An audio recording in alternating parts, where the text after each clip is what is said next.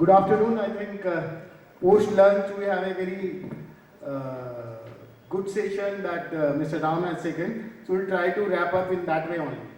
Because everybody has a different agenda to do and all. So I have a very power-packed CFOs in my panel, and it will be a yesterday's version 2. Yesterday we have a session that Mr. Birla has taken, that what could be the skill for a finance office and all. So we are going to repeat the same. So it's a version 2 of that. Like we have seen any movie, same thing. So here the character has changed, movie ka story, plot is everything is same. Only heroes is getting changed. Yeah, old wine is a new water. That's the thing, but I am telling the story of the picture will be the same. Only the heroes, the dialogues, and that will be same. But here, with the caveat, we will not talk about the technology at all, because from yesterday, since yesterday, we are talking a lot about the technology and all. So what I request from my panelists, speak apart from technology, what are the soft skills, what are the other skills on the strategy side, on the people connect, on the marketing and other things. What could be the other skill that as a CFO, on a future CFO can add on? Because everybody since yesterday we are hearing that it's AI, technology and all. So how AI can be converted into IA? So those kind of a thing, the actual intelligence, where the actual intelligence, actual human intelligence, those things will play the role. So I will start with one by one. Sachin, from you, just say in a one-liner, and after the panelist, I will go table by table and engage the other CFOs, what is their view on that. Yeah, hello everyone. So thanks Prabin for keeping us aside from technology. I completely agree. I think in the last 24 hours we have discussed technology at least 1,000 times. I think other than the CFO word, if we check the recording, and I think AI should be able to help us to find that. I think the technology should be the next most used word in the last 24 hours. So let me talk about beyond technology. While technology is definitely an enabler, but two things, and I feel somehow in the last 2 days, in the last 1 day, 24 hours, we have not touched upon. One is that, see, we do a very high power, long hours job. How to manage the stress and how to make our team manage the stress better. I think that is the one skill. It requires today, it was required yesterday, and it will continue to be required in the future as well. When we hear about young chartered accountants, young professionals ending their life because they are not able to manage their stress, I think that is something shame on all of us. And as a colleagues, I think it is our responsibility to enable that kind of environment where people can manage it better. That is one skill I would say very critical from the finance, not only finance, but from the leadership perspective. Second, I would say, see the generation shift. How many of us are really comfortable in talking to or working with Gen Zs? They talk altogether a different kind of a language. Their way of thinking is different. Their way of approaching the problem is different. You can't ignore them. They are the future, right? They are already in. And so how you pop up yourself to align your thinking with them. That's what I take the quote from what Mr. Nanda was saying. Do you have a mentor who is less than 30 years of your age? So you have to find a mentor who is much younger to you, understand from that, learn from them, and I think that can be a way of taking the leadership further in the life. Thank you, Sachin. I think he has correctly said that apart from all these things, we have to learn how to take care of our health, how to take care of our mental health. That's a very taboo words people used to say earlier, but mental health is as important as our physical health. So one should take care of the stress, give time for yoga, give time for meditation, give time for self. So that's a very important thing. So now coming back to you. I think technology has been spoken about, but I will just take maybe 2 minutes to summarize what I have taken. I take, let's say, in an acronym. First of all, digitization. What happened in last 20 years in finance? The pace of that will happen in next 3 to 4 years, even more reformative. even what we can't even imagine now. First is that, and digital assets, a digital ecosystem which will be even more powerful than even probably the brick and mortars or even the physical assets. So digitization is one, analytics is one. So you have to map skills to now this. So analytics, who can run those analytics? Because what will I do if I have a lot of data lake? Unless somebody can have a analytics engine. So we are working on data lake as we speak in our organization. We are very close. We are building on AI layers on top. Then once you have done that, you'll ask specific questions. Then you need a skill set. First is a technological skill set. Second is business acumen or business partnership. People who can take strategic decisions out of the data which has been presented and help CEO, not only on the current business model but redefine the business models using the technology. It can be improving productivity of sales, marketing, finance, cut across every organization. So you need people who are really hunger to question, to challenge, to have a childlike behavior in them. They will question, and we learned in 5 Sigma, unless you ask 5 questions, you probably won't get into the right answer and therefore a right modeling. And last is obviously human. So DASH, we have to dash it out. H is human capital, which means people who are really hungry, people who are really passionate. I'll give an example.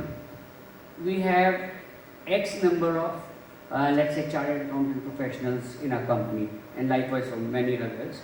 But you will find, by and large, that 20 to 25% they have a knack for technology, they have very good foresight, they can predict what is going wrong, and these people will have an edge.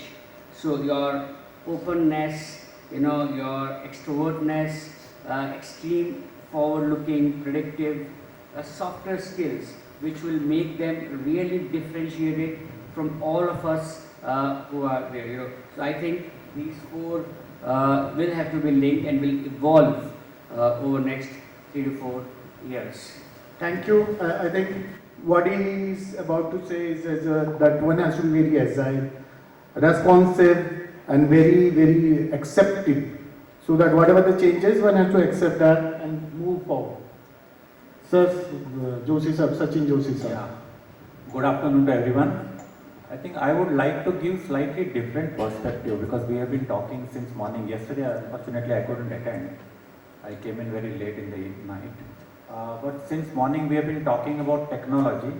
The reason for that, when we're talking about AI/ML, the reason is very clear that this is the time when AI/ML is really in the works, right? And what's happening, you can see the international markets, the kind of valuations these companies are fetching. That's the flavor of the time. But it also depends, CFO's role frankly depends on the evolution of the organization. So if you really look at any CFO, we are all here with decades of experience, so naturally we are looking at very mature organizations. But if I go back down the memory lane, I realized that when I started off as a CFO back in 1999, that was the time when it was a fledgling organization, a subsidiary which was just a 5 crore capital company, right? The CFO skill sets at that point of time were completely different. One had to be an all-rounder. The CFO was an accountant, was an operations head, was a risk head, was an HR head. Because it's very difficult for a small organization to have functional heads who are senior enough to really take decisions. So after the CEO, it's only the CFO who starts taking critical decisions on who should be the key guys that they have to be recruited. We end up actually writing operations manuals, risk manuals, HR manuals for that matter. So the CFO, when the CFO starts growing, I'm sure all of you sitting over here would have gone through that same journey because no one comes right at the top, right in the beginning. It's based on that experience. Over a period of time, the second part, once the company grows up a bit and needs incremental capital, then there is rush for more money, and then the CFO really grows into the shoes of how do we really garner more money, whether it's through a public issue, getting strategic partners in, at some time you can also go for an international issue.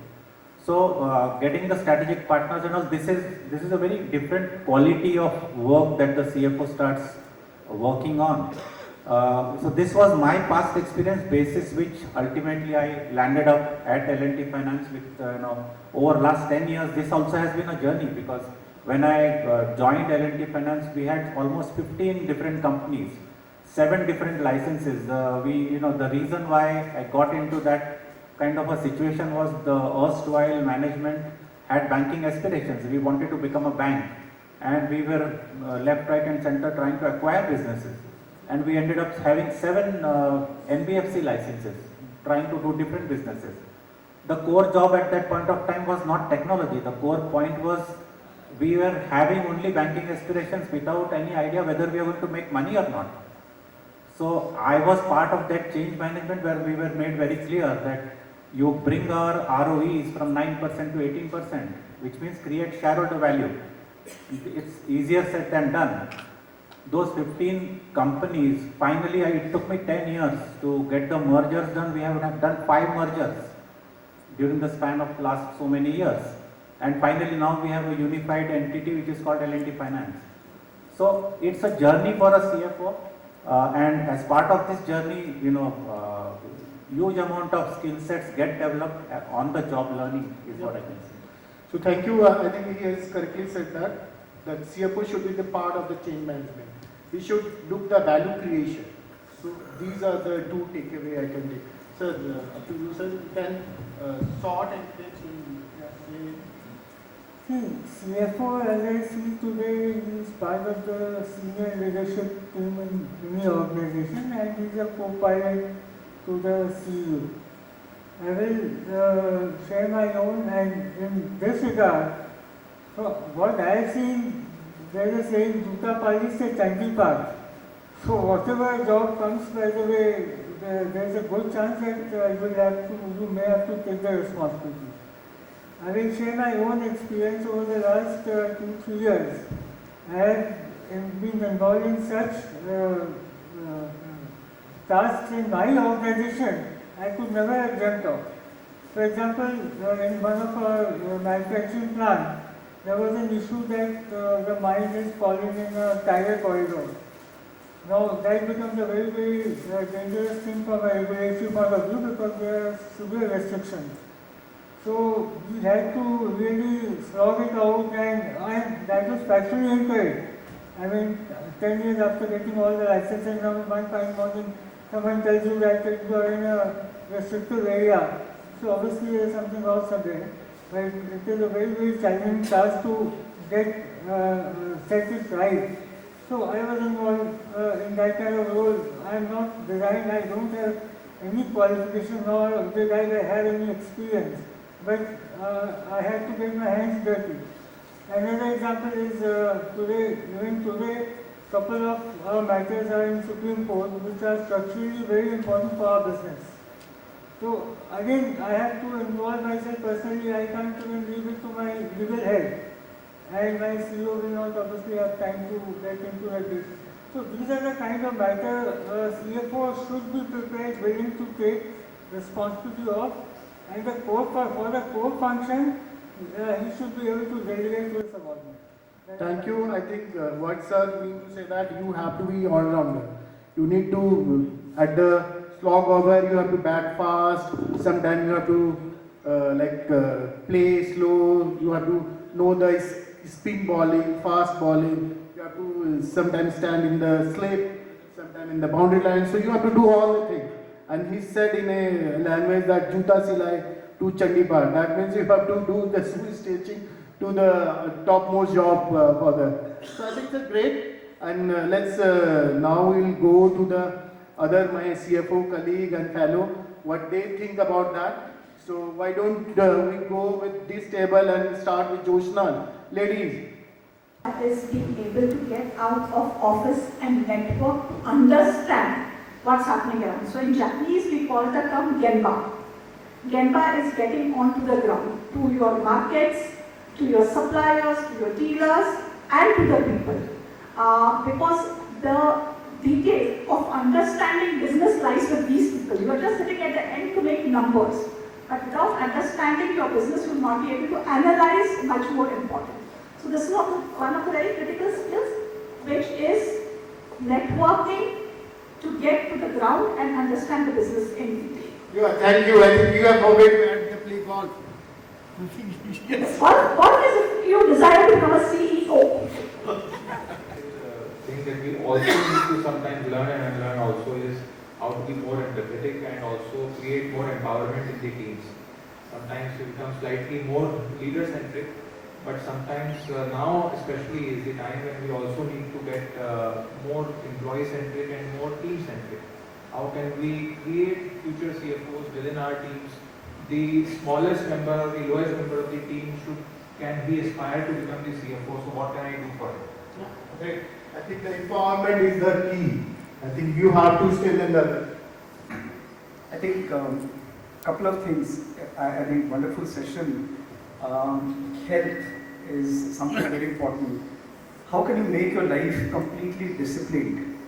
I've always said that generally people say कि हमारे पास समय नहीं है, आपके पास समय था तभी आप यहाँ पे आए. 24 घंटे दुनिया में बहुत होते हैं, 24 घंटे में आप बहुत सारा काम कर सकते हैं. So I think that is possible. Somebody really spoke of how to involve the younger generation. I can only give you one example.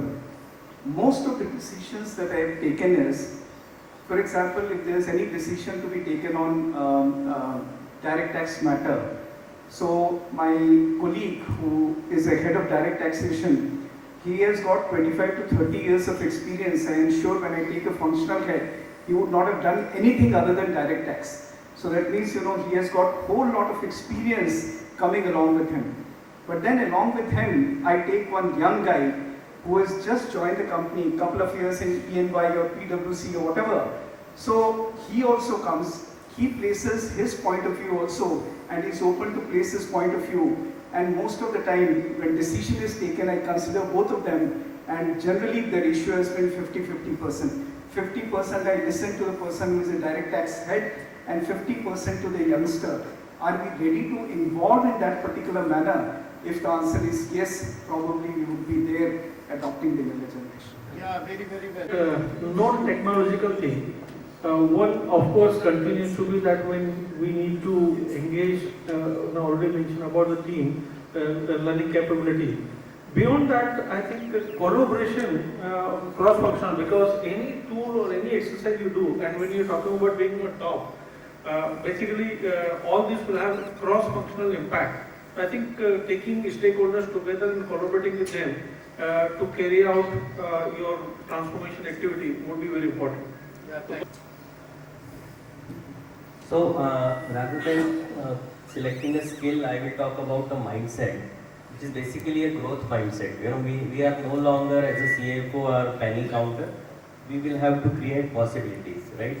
And when I say growth mindset both in terms of developing team. What we have done in Post Marshall just 1 year back is we have changed the way we look at finance functions. So there are no longer AP, AR, GL and all traditional kind of bifurcation between employees. It is center of excellence where we have a technical expert, where we have a kind of analytical expert and like that few experts in our domain, and then all others are business folks. And then what we have to do is we have to really see if there is a question, idea comes, then we don't need to answer like whether we can afford it. Our question which should come in our mind is how can we scale it up? So it is only about growth mindset, because we know that for sure, and we discussed a lot about it, that traditional finance roles are going to go away very soon. So growth mindset is something very important. Yeah, thank you. Anybody from this chamber? Anybody want to add something? Yeah, just to add to what all of you said.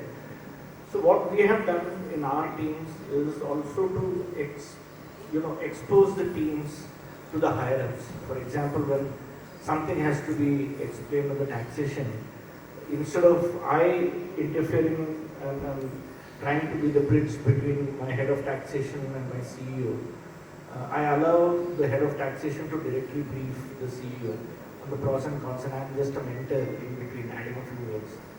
And same thing happens with all the other functions. We encourage our team members to directly collaborate with all the other heads of the cross-functional teams.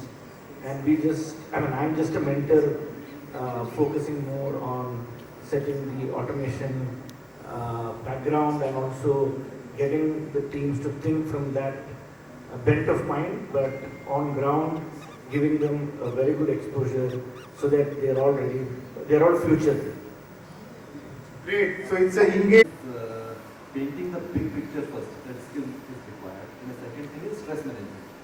Because the way responsibilities are coming to CFOs and the expectation from the CFOs, stress management is the skill that we need.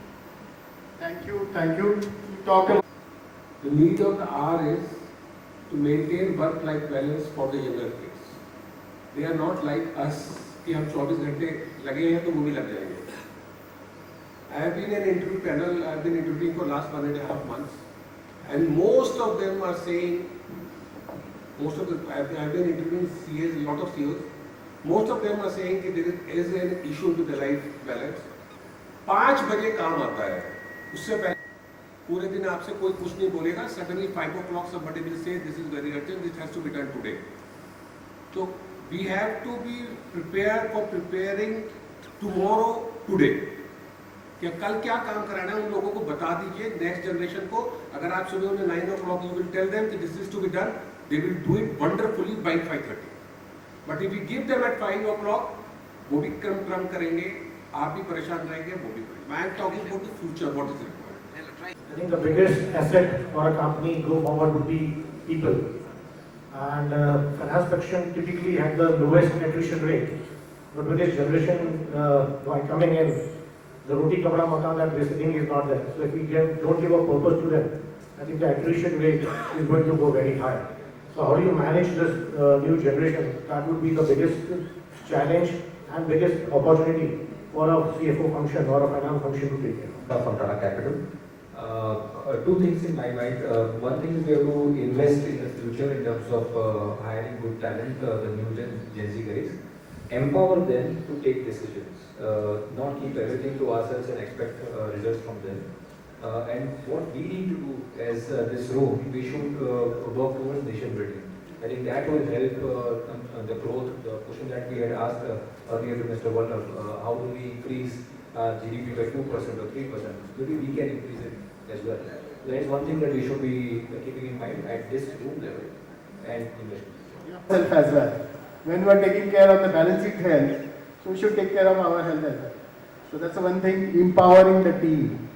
Network, go to the market, get along with the people, collaboration. So these are the things that the future CFO always requires. Of course, technology is the humongous thing, just to make the process more visible, to take the more decision friendly and all. But we need to take care of the other soft aspects as well. So with this, I think we are going to close the session, wrap the session, and wait for the. Thank you, my family.